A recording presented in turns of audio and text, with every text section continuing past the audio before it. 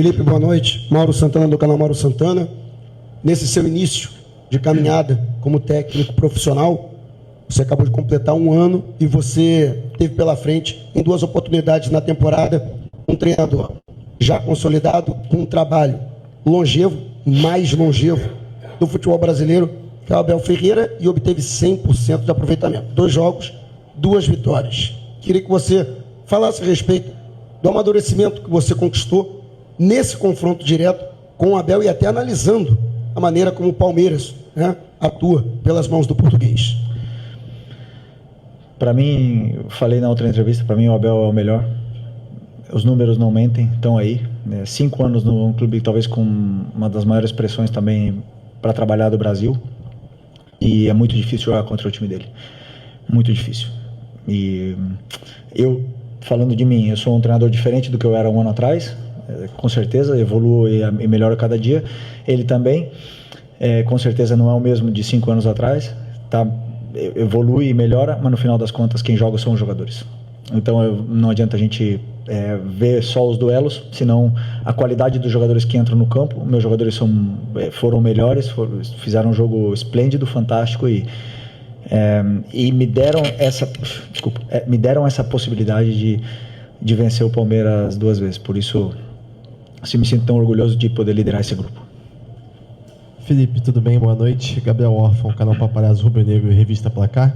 Felipe, quero entrar em um assunto que está se tornando até repetitivo aqui nas coletivas, que é sobre a arbitragem, mais uma vez. Mesmo com o resultado positivo do Flamengo, o Flamengo foi prejudicado no lance do primeiro gol do Palmeiras, porque teve um lateral, o time estava com 1 a menos, o Danilo já estava pronto para entrar e mesmo assim o Wilton não autorizou a mudança.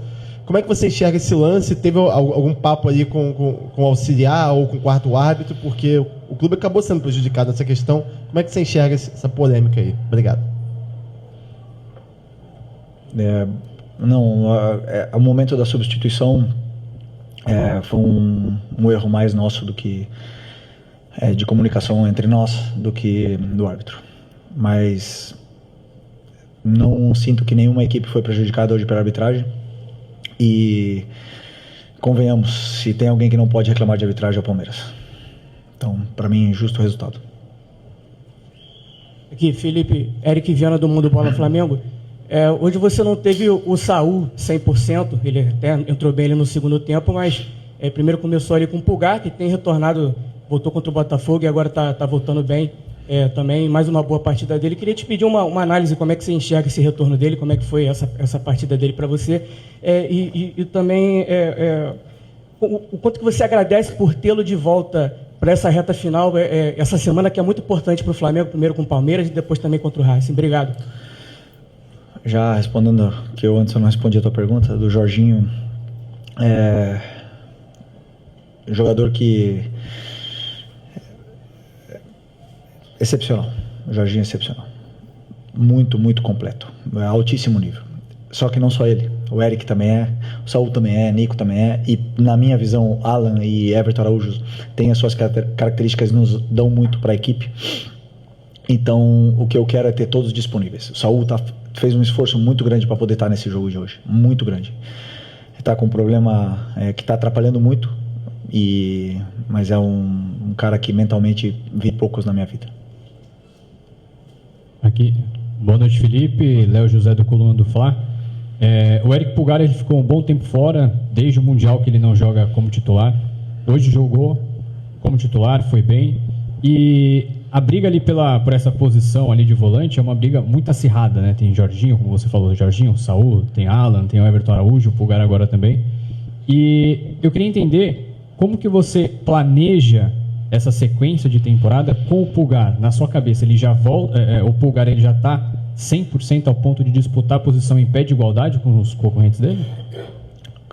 O Pulgar sempre, eu já falei para vocês, é um pilar da equipe, sempre foi para mim, um jogador fundamental, um líder tanto dentro como fora do campo, um cara que entende o que eu penso como ninguém, é uma parte de mim que está dentro do campo ali, ele muito importante.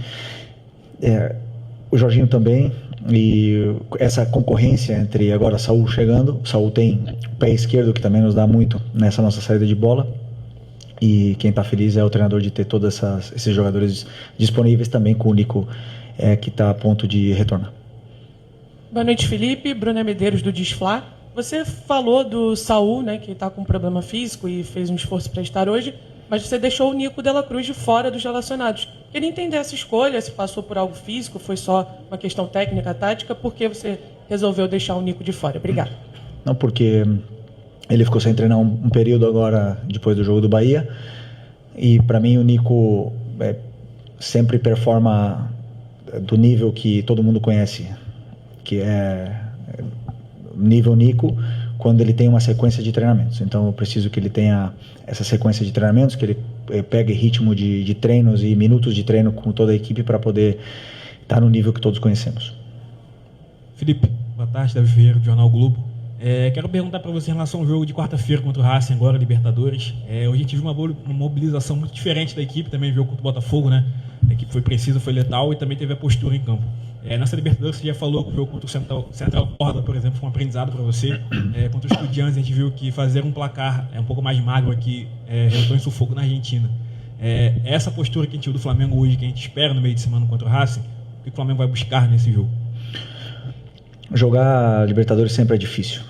E cada jogo é diferente. Cada adversário é diferente, cada plano de jogo do meu e do treinador adversário vão ser diferentes. Então, a postura, sim, a atitude, a forma com que os jogadores se implicam, nunca mudou.